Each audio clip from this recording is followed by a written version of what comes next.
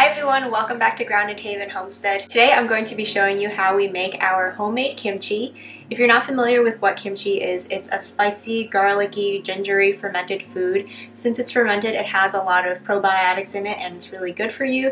And it's also just a really good way to preserve some vegetables, especially if you grew them yourself. Kimchi is traditionally made in the fall because a lot of the things that you use in kimchi are harvested in the fall, and families will often get together and make a huge batch of kimchi to last them through the winter. So that's what we're going to be doing today. It's not going to be a big batch, but we are going to be using some of our homegrown produce.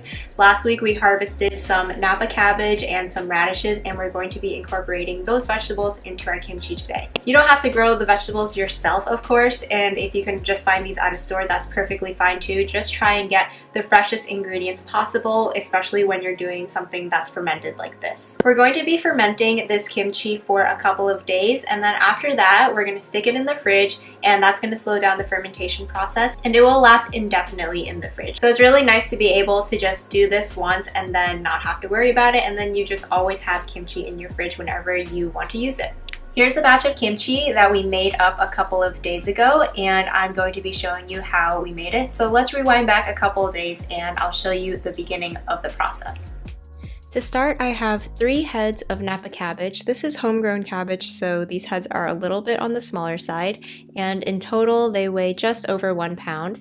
If you're using store-bought cabbage, then you will probably only need 1 head, but of course you can always scale this recipe up or down as needed. I'm going to be chopping this up into small bite-sized pieces. You can also cut this into long lengths by just cutting through the core and leaving those leaves connected, but I find it easier to cook with my kimchi once it's already in bite-sized pieces, so I prefer to chop it up. Napa cabbage is going to be the star of this kimchi. I really would recommend using only this kind of cabbage and not to use any of those really thick kinds of cabbage. It's just not going to have the same texture because you really want the combination of those white stems with those leaves that will get really wilty and chewy. I learned to make kimchi with someone else's video on YouTube, so I will link it down below, and that will be really helpful if you especially need exact measurements for this, because I don't really measure exactly for mine since I've been doing this for a while. Now my cabbage is all chopped up, and I've already rinsed this before, but I'm gonna give it a couple more thorough washes just because there can be a little bit of dirt stuck in between the layers, especially since this is homegrown. And once that is all properly washed, I'm gonna add some salt to this. You don't need to worry about your cabbage being completely dry. That water clinging to the leaves is actually going to help the salt to stick. And for my amount of cabbage, I'm using 2 or 3 teaspoons of salt. And the amount of salt here doesn't really matter. It's not like sauerkraut where it's going to stay in your final product. This is just to help draw out some of that moisture from the leaves and wilt them down a little bit. So you really just need enough to coat all of the leaves nicely.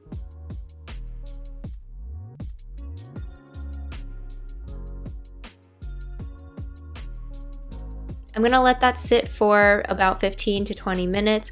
While that's sitting, I'm gonna go ahead and prep some of my other vegetables. I have 1 large carrot here that I'm peeling, and then I also have 1 daikon radish. This is our homegrown daikon radish that I harvested in that same video with the Napa cabbage. And traditionally you would use a Korean radish for kimchi, but those are really hard to find unless you have a specifically Korean store around you. And I find daikon radishes to be a good substitute because even a lot of grocery stores these days are starting to carry daikon radishes. I'm also going to throw in a China rose radish just because we have it and this is homegrown. And I'm leaving a little bit of that red peel because that'll also just add a really nice color.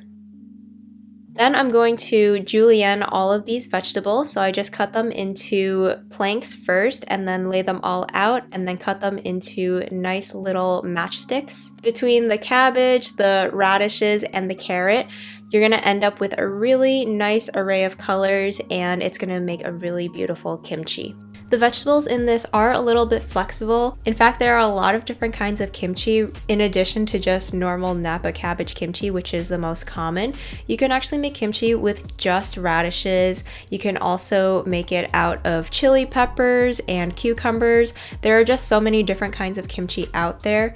And the great thing is that the paste that we're going to make for this kimchi later on stays the same for all of those different kinds of kimchi. And once you learn this basic process, you'll be able to do this with whatever vegetables that you want to experiment with. I also have a few green onions that I'm going to slice and add to this. If you have garlic chives, then those would also be great to use here. So here's my wonderful, colorful plate of vegetables that I'm going to be including in the kimchi. And now that my cabbage has been sitting there for about 15 minutes, I'm gonna go in and give it a nice stir.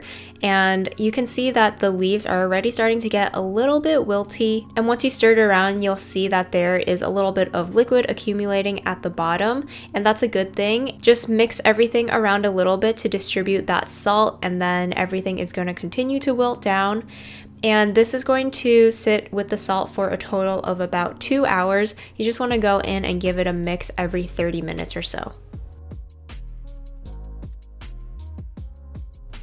While that cabbage is resting, I'm going to move on to making the rice porridge for the kimchi. I'm starting off with a half a cup of water and then a teaspoon and a half of rice flour. If you don't have rice flour, you can just use regular all-purpose flour. This porridge is to make everything stick to your kimchi really nicely. I think it also helps to kickstart the fermentation because of the nutrients or sugars or something in the flour. I'm not completely sure about that, but I do know that a lot of traditional kimchi recipes will have this extra step. So I'm going to let that boil until everything is nicely combined, and you'll see that it starts to thicken up a little bit. And once it gets to that stage, you can turn off the heat here, and we're going to add a few more ingredients.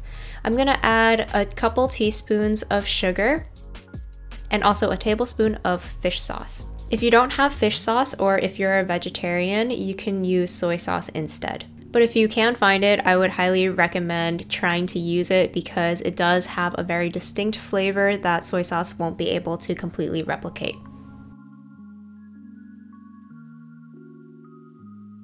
Once all that is mixed up, I can let it cool down for just a little bit. We're gonna move on to making a paste in the food processor. I have a quarter of a large onion here and also a few slices of ginger. And then I have some of our homegrown garlic. This is chopped up and I put it in the freezer just because our garlic was all hard nut garlic that was starting to go a little soft, and I found that this was a really great way to preserve a whole bunch of it, and it's really nice and convenient to have it in the freezer all chopped up as well. So anyway, I'm gonna add a few teaspoons of that, probably the equivalent of like 6 or 7 cloves of garlic, and then I'm gonna blitz this all up in the food processor until it's really nice and finely chopped. As you can imagine with these ingredients, this is a really pungent puree that is going to add so much wonderful flavor to our kimchi.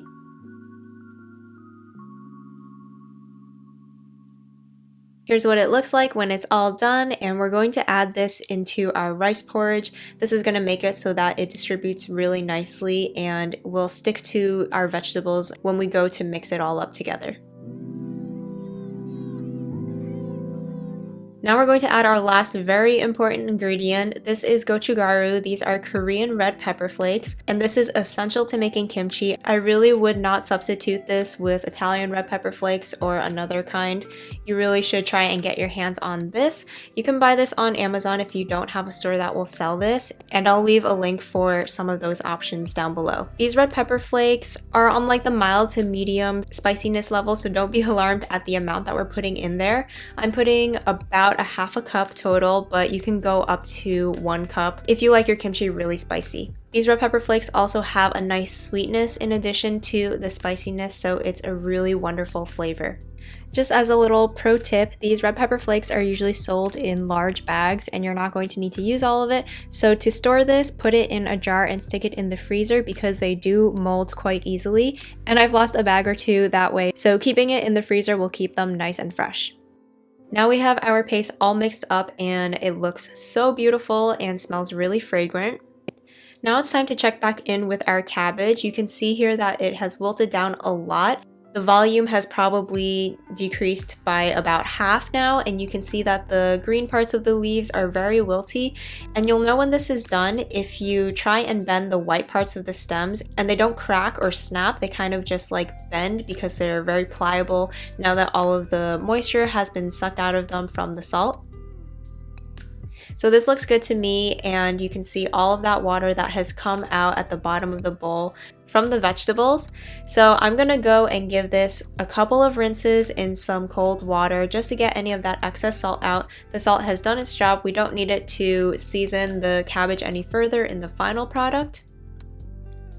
So now that everything is all rinsed, and again, don't worry about any like leftover moisture on there, that's gonna be fine. I'm gonna add in the rest of my vegetables.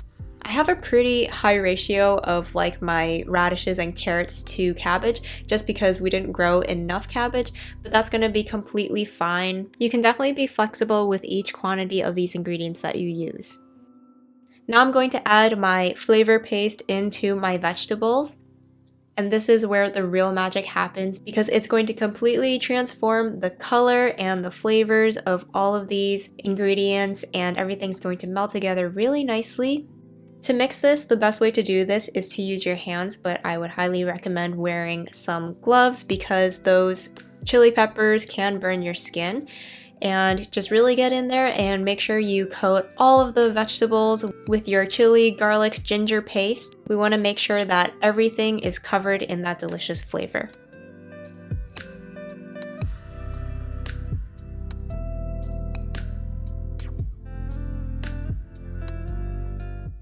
Feel free to take a quick taste test at this point. It's going to be pretty pungent because of all of that raw garlic and ginger flavor.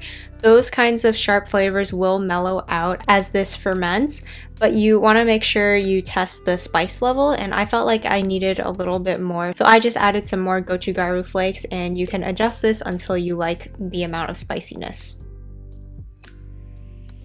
When I feel like everything is mixed together really nicely, I'm taking a clean mason jar. You can use any kind of glass vessel here. Plastic might not be the best because kimchi is really flavorful and those flavors can probably leach into plastic, so it's best to stick with glass for this. And I'm gonna start stuffing this jar and really jam it in there. I use like a wooden rolling pin that I have and try and squish it down as much as possible and really pack it in.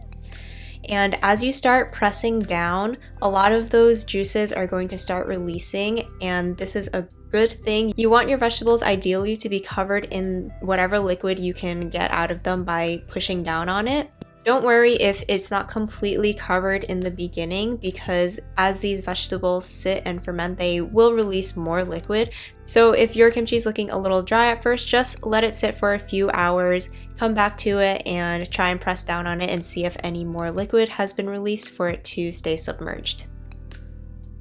Mine seemed to be a really good moisture level, so as I packed it in, I was able to get all of my kimchi down under the water level.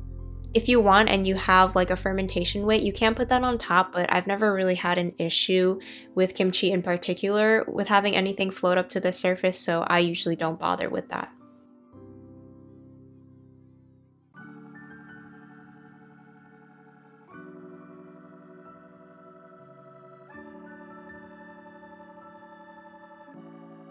Here is our finished quart. It looks so beautiful and fresh. It's not going to stay that way because we do still have to let this ferment for a few days, but for right now it does look very beautiful, and I'm going to lightly put a lid on top. Make sure you don't screw it all the way because as it ferments it can build up gases and you want those gases to be able to release. If you have a special like fermentation lid, you can also use that, but for me it's fine to just place this lid lightly on top because I'm going to be checking in on it every so often anyway. Besides that 1 quart of kimchi, I actually have a lot left over, and I'm not going to be fermenting this because fresh kimchi tastes really good, and we may even enjoy it more than fermented kimchi. So every time I make kimchi, I make sure to reserve some, and then we just eat this as a nice side dish. It's kind of like a nice spicy salad, and it's really good if you just serve it on top of some fresh white rice. And if you make a big batch of this, it can keep for a few days in the fridge without having to worry about fermenting it or anything like that. So we're gonna enjoy that fresh kimchi for lunch, and meanwhile that jar of kimchi that is going to be reserved for fermenting is going to stay on the counter at room temperature, and we're gonna check in on it after 24 hours. Here we are after 24 hours, and you can see that the liquid level has really risen up to the top. So make sure you don't fill your jar too full because it can overflow. The reason that that liquid is coming up is because it's starting to ferment and it's releasing some air bubbles. So you can see when I press down on it, all of those air bubbles are now starting to go to the top. So I like to go in after a day and just press down and release those air bubbles to make sure that things don't overflow out of the top of the jar.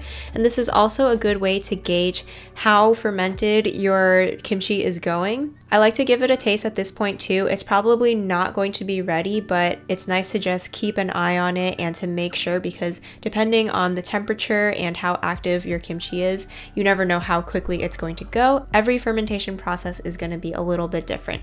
So mine definitely wasn't ready, so I let it go for another 12 hours. And when I come back to it, you can see that it's even more bubbly now, and the bubbles are a little different too. They're almost like fizzy at the top when they reach the surface, and this is how you really know that the fermentation process is going really nicely here. If I give it a sniff, it's also starting to smell a little bit more sour. At the 24-hour mark, it still smelled very fresh, but now I can smell that it's starting to get a little bit tangy, and you can see the vegetables are also starting to lose a little bit of their vibrant color. So I'm gonna give it a taste again, and it is starting to get a little bit sour at this point, but I'm gonna let it go for a little bit while longer just to get to that optimum tangy funkiness level that we like. So I let it go for almost 2 full days, and this is usually about the time that we like our kimchi to be done. And again, this is going to vary based on your temperature in your room and also just how long you like your fermented goods to go in general. But for us, this was perfect. It definitely has that classic sour kimchi flavor with a little bit of funk in there, but at the same time, it still has a little bit of freshness to it. The vegetables have a really nice texture. They're a little bit crisp, but also since we removed a lot of that moisture in the salting process, they're a little bit chewy as well. And it just tastes perfect for us. I'm really happy with how this batch came out. It's probably our best one so far.